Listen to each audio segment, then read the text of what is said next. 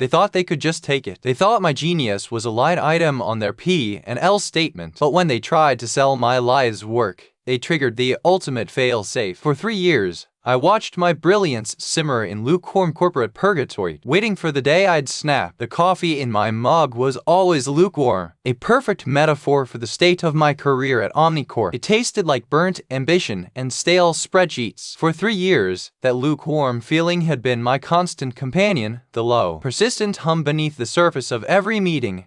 Every praise, every manufactured sense of corporate success. I was the architect of their golden goose, the engine driving their next 5 years of projected growth, and yet I was treated like a highly skilled intern whose brilliance was merely convenient for the quarterly review. My name is Elias, and the thing I built, the thing that made Omnicorp worth billions to the vultures circling their stock, was called Aether. Aether wasn't just code. It was an intricate, self-learning predictive modeling system. It didn't just forecast. It anticipated. It saw the market curve bending before the analysts even picked up their charts. It identified supply chain weak points before the first container was late. And it optimized resource allocation with a ruthless, elegant efficiency that felt almost intelligent. I wrote it. Every line, every complex recursive loop, every elegant mathematical constant was mine. I poured 18 months of sleepless nights into Aether. My manager, Marcus, was a study in perfectly tailored mediocrity. He had the expensive suit, the packaged, reassuring handshake, and the ability to make a mediocre presentation sound like a Nobel acceptance speech. But beneath the polished veneer, Marcus possessed the distinct arrogance of a man who believes he is inherently more valuable than anyone else in the room, regardless of demonstrable output. He didn't understand Aether. He merely understood its dollar value. To Marcus, Aether wasn't a living, breathing computational entity. It was a lever, a piece of leverage he could pull to ascend the corporate ladder. The simmering resentment, the one that usually manifested as a tight clench in my jaw during performance, had been growing hot enough to boil over. He'd started chipping away at my autonomy first. Small things. Elias, why don't you handle the client-facing demos? You're too focused on the back end. Then, Marcus, the C-suite wants a simplified dashboard. Can you just dumb it down a little? He wasn't asking for simplification. He was asking for dilution. He wanted to own the narrative of Aether, to present it as his brainchild, the brilliant protege's achievement, while he took the lion's share of the credit and the subsequent bonuses. The breaking point arrived on a Tuesday that smelled like rain and impending doom. I was deep in the optimization phase for Aether 3.1, running stress tests that were pushing the system to its theoretical limits. When the executive briefing notes landed on my screen, the subject line was chillingly brief, finalizing Aether acquisition terms. I clicked it open, my fingers suddenly clumsy on the trackpad. The document was dense, legal jargon suffocating the meaning, but the core terms were impossible to miss. Aether was being sold, not to a competitor, not to a venture fund for gradual integration, but to Titan Global,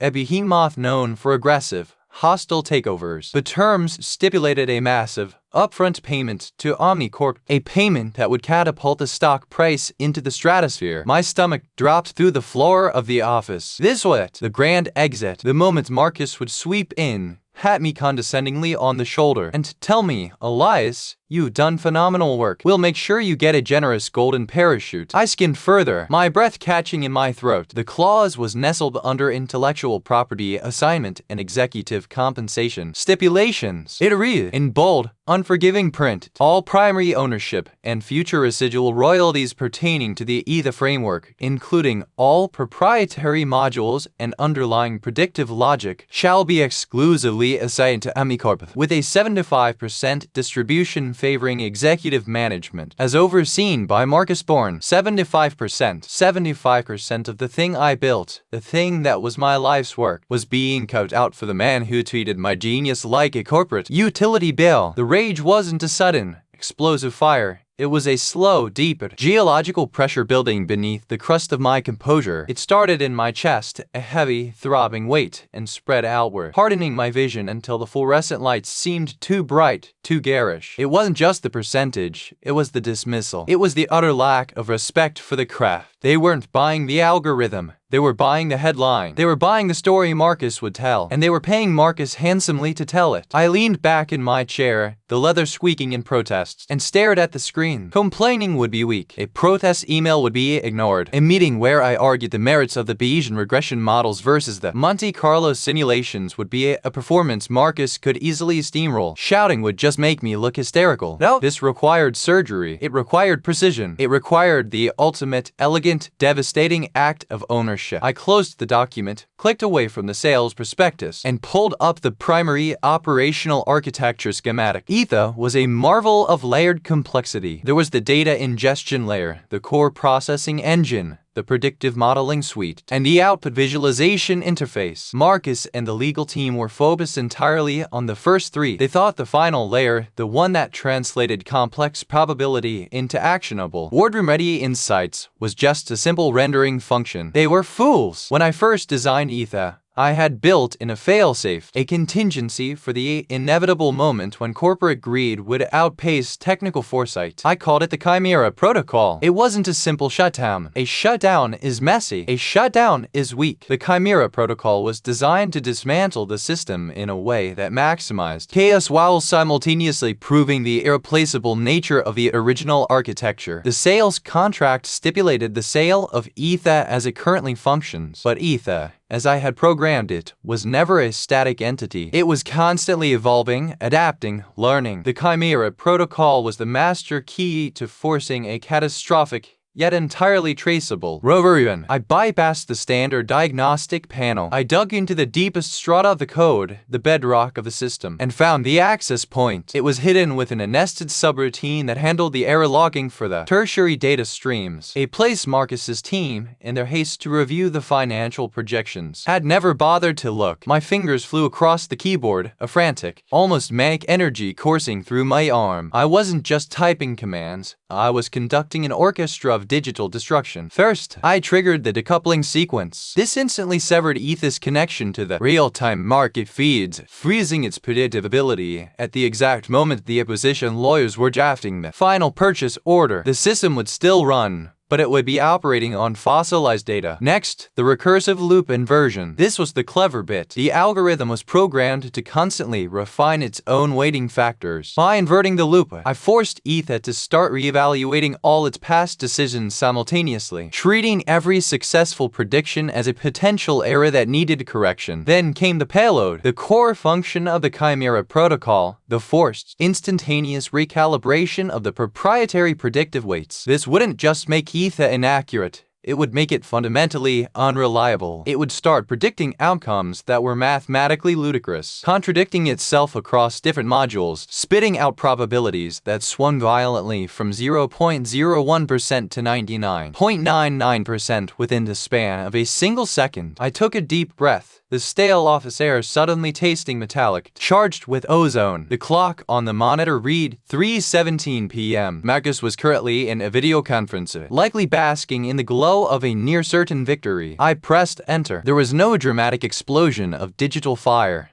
no blaring klaxon demanding attention. Instead, there was a subtle, almost imperceptible shudder throughout the entire system. A low, deep hum that seemed to vibrate up through the soles of my shoes. On my screen, the beautifully clean, predictable data visualization of Aether instantly dissolved into a frantic, colorful strobe. The clean blue lines fractured into a million jittering vectors. The steady green upward trend line became a violently oscillating spike, looking less like a market forecast and more like a seismograph recording a goddamn planetary collision. A chime sounded, the system's default notification for a major operational integrity failure. A second later, the conference call in my office went silent. Marcus's voice, usually so smooth, cracked mid-sentence. "What is that? Elias, what is happening?" I didn't answer him immediately. I watched the data stream, watching the beautiful, terrifying proof of my work unravel under the pressure of my vengeance. The predictive modeling suite was screaming. It was predicting a 99.998% chance of a global semiconductor shortage next Thursday, followed immediately by a 0.001% chance of a sudden, benevolent wave of hyperabundance. The system was schizophrenic. It was magnificent. It was utterly broken. Then, the final command executed. The Chimera Protocol wasn't just breaking Aether. it was proving its complexity. The system didn't just fail to predict the future, it began to predict the failure of the prediction itself. On the primary dashboard, a single, bolded text box flashed, overriding the chaotic visuals. Core integrity status critical. Architectural consistency 8%. Marcus finally tore his headset off, his face a mask of pure, unfiltered panic. Elias, look at the metrics. The projections are. They're gibberish. What did you do? I finally turned to face him, leaning back in my chair, the adrenaline crash beginning to smooth the sharp edges of my fury into a pure, crystalline satisfaction. The lukewarm coffee in my mug suddenly felt like the most perfect, bittersweet vintage. I didn't do anything, Marcus, I said, my voice steady, perfectly modulated, devoid of any tremor. Aether decided to correct itself. He started pacing, running a hand through his perfect brown hair, his practiced composure dissolving into sweaty desperation. Correct itself? It's spiraling. Titan is about to wire the initial tranche. They're going to pull the trigger based on the 75% forecast. The good forecast. This is a multi-billion-dollar liability. Exactly, I confirmed, a small, internal smile blooming in my chest. They bought the promise of Aether. They bought the narrative of guaranteed, predictable success. They bought the idea that my machine was a reliable asset. I tapped A, yet bringing up the deep-level diagnostic readout, the one Marcus's team had dismissed as overly technical fluff. But they didn't buy the mechanism, Marcus. They bought the output. And the output, as you know, relies on the recursive weighting of the original code. I let that hang in, letting the weight of the words settle over him like a shroud. When you assign 75% of the royalties to yourself, you weren't just taking a percentage of the profit, I continued, my voice gaining a slight, dangerous edge. You were betting that the core logic, the thing that actually made the money, was stable and predictable enough for your ego to ride on. You bet that my contingency plan was buried too deep for your junior analysts to find. Marcus stopped pacing, staring at the screen as if it might confess his sins to him. The Chimera Protocol didn't just break the prediction, Marcus. It proved that the only thing keeping Aether functional, reliable, and profitable is the original, uncompromised architectural integrity. And that integrity, the one you tried to monetize out of existence, is currently housed under my direct control. The final piece of the puzzle clicked into place. The market hadn't just stalled, it had begun to panic. The initial influx of Titan's money now hovering over a system that was simultaneously forecasting utopia and Armageddon. The kill switch wasn't to stop the system, I finished, leaning forward, resting my elbows on the desk, looking directly at the shell of the man who thought he owned the sun. The kill switch was to prove that the system was mine. And until I manually recalibrate the core weights, until I tell it to stabilize, Aether is not a reliable asset. Aether is a glorious, high-stakes,